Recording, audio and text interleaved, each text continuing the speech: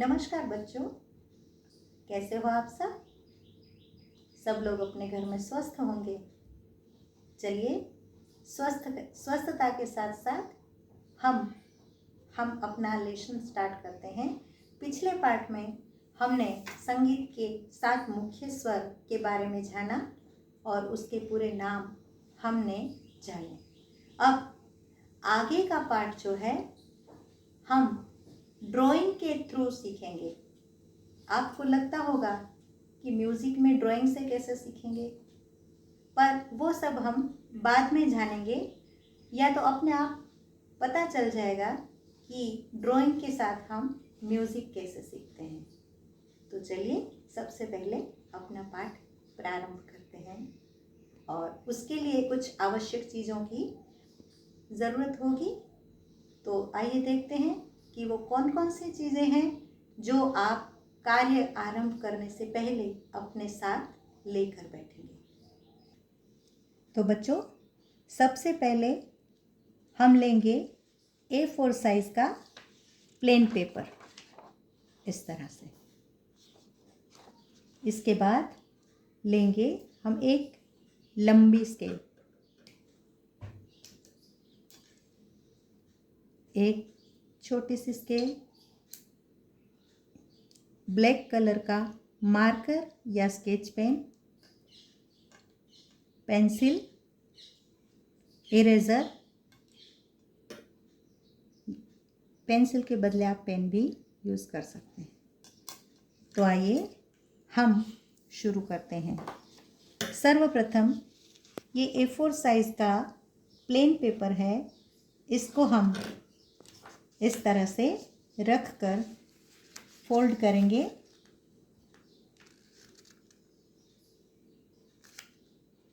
इसको हमने double fold कर लिया है और डबल का भी डबल यानी 4 गुना फोल्ड कर लेंगे।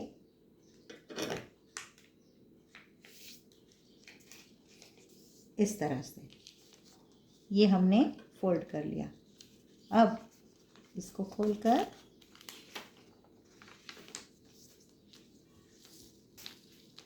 इस तरह से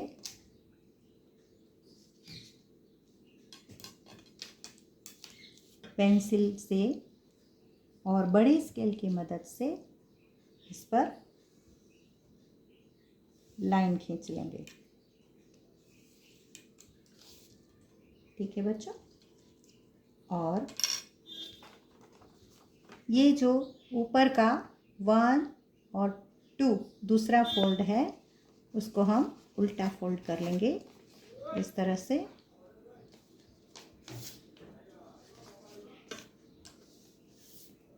यूं। उसके बाद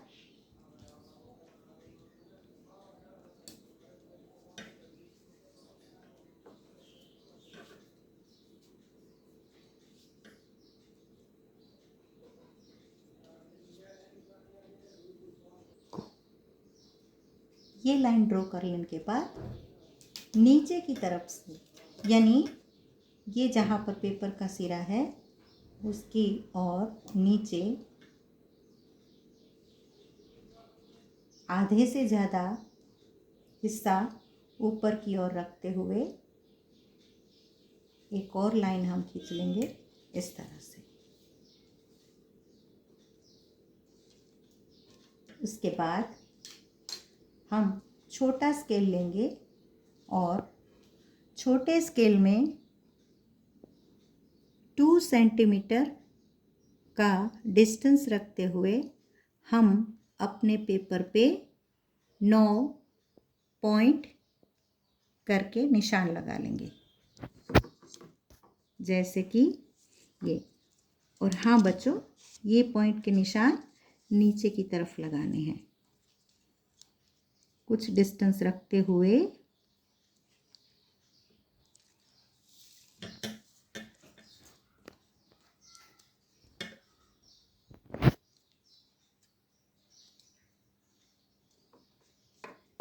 जैसे यहाँ पर निशान लगाया, 2 सेंटीमीटर के बाद दूसरा, फिर 2 के बाद तीसरा, फिर 2 सेंटीमीटर के बाद चौथा, पांचवा, छठा, 7, 8 और एक 9। इस तरह से हमने 9 डॉट कर लिए हैं 2-2 सेंटीमीटर के अंतर पर। अब आगे जहाँ पर डॉट लगाए हैं उस पे हम लकीर खींचेंगे। पहली लकीर, ये जो नीचे वाली लाइन है उसको हम अगर पहली लाइन कहें तो ऊपर वाली जो डार्क लाइन दिख रही है उसको हम दूसरी लाइन कहेंगे। दूसरी लाइन तक नीचे से ऊपर तक हम लकीर खींचेंगे, यानी पूरी लकीर इस तरह से। दूसरे में पहली लकीर तक यानी आधी, ये दूसरी, थर्ड पॉइंट पर भी हम आधी लाइन करेंगे। बच्चों 3 लाइन हो चुके हैं। अब 1 2 3। अब चौथी लाइन जो है इसको फिर से हम पहली लाइन तक ऊपर तक खींचेंगे। ये हो गई हमारी चौथी लाइन। फिर इसी तरह से ये पांचवी आधी, छठी लाइन भी आधी और ये सातवीं लाइन भी आधी। इस तरह से हम ड्रॉ कर लेंगे। अब बच्चों फिर से आठवीं लाइन जो है वो हम ऊपर वाली डार्क लाइन यानी दूसरी लाइन तक पूरी ड्रॉ करेंगे इस तरह से, आठवीं। उसके बाद हम एक पॉइंट जो लास्ट वाला है उसमें फिर से आधी लाइन ड्रॉ करेंगे ऐसे। अब बारी आती है नेक्स्ट स्टेप की। नेक्स्ट स्टेप में हम क्या करेंगे, ब्लैक पेन या चाहे तो पेंसिल से आप किसी भी चीज़ से कर सकते हैं। जहाँ जहाँ आधी लाइन हमने ड्रॉ करी है उसके ऊपर, बिल्कुल ऊपर 1 सेंटीमीटर का हम टी शेप में लाइन खींचेंगे। जैसे ये 2 है तो आधा सेंटीमीटर जो है वो हाफ सेंटीमीटर के हाफ लाइन के ऊपर रख के आधा सेंटीमीटर लाइन के दाईं ओर और आधा सेंटीमीटर बाईं ओर रखकर हम टी बना देंगे। क्या बना देंगे, टी। इस तरह से ये हमारा टी बन गया। ठीक है बच्चों, इसी तरह से सारी लाइनों में हम हाफ सेंटीमीटर दाएं और बाएं रखते हुए टी बना लेंगे। तो ये हमारा एक टी बन गया, दूसरा टी बन गया, ये तीसरा,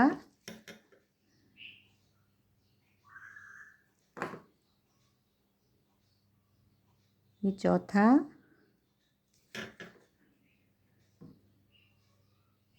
ये पांचवा और ये छठा। ठीक है बच्चों, नेक्स्ट स्टेप है जहाँ जहाँ भी हम गिनते हैं तो टी हमको कितने मिल रहे हैं, 1 2 3 4 5 और 6। अब ये सारे जो टी मिल रहे हैं उसके टी के ऊपर की साइड हम अगेन स्केल की मदद से लाइन खींचेंगे इस तरह से। पहले हमने लेफ्ट में लाइन खींची टी के ऊपर, अब हम राइट में खींचेंगे लाइन।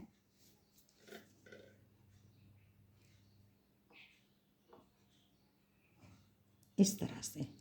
अब दूसरे टी में लेफ्ट एंड राइट, थर्ड वाला टी लेफ्ट एंड राइट। इस तरह से सारे टी में एक के बाद एक करके लेफ़्ट और राइट में टी के ऊपर लाइन खींचते जाएंगे। अभी हमारा ये लास्ट टी है, लेफ्ट में, और ये हुआ राइट में। तो टी के ऊपर हमें रेक्टेंगल टाइप में कोई शेप मिल रहे हैं, 1 2 3 4 5 और 6। अब नेक्स्ट स्टेप ये है कि ये जो रेक्टेंगल टाइप जो है उस स्क्वायर में, रेक्टेंगल टाइप जो शेप है उसमें हम मार्कर या स्केच पेन से लाइन खींचेंगे। पहले राइट और लेफ्ट दोनों साइड। पहले हमने लेफ्ट में किया और अब राइट में। इस तरह से बच्चों हमें कुछ आकृति मिलेगी और आप ही बताओगे कि ये आकृति किस चीज़ की है।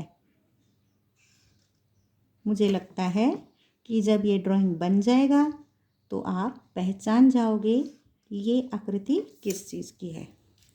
अब जिस तरह से लेफ़्ट और राइट में किया हमने ब्लैक मार्कर से या स्केच पेन से, उसी तरह से ऊपर और नीचे भी हमें आउटलाइन कर देनी है। ऊपर की साइड कर लिया, अब हम नीचे की साइड आउटलाइन कर लेंगे।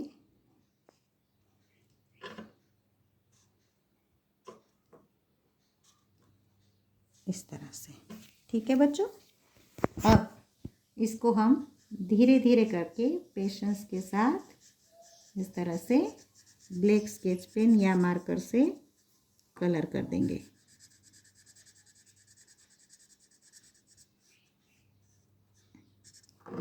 एक के बाद एक।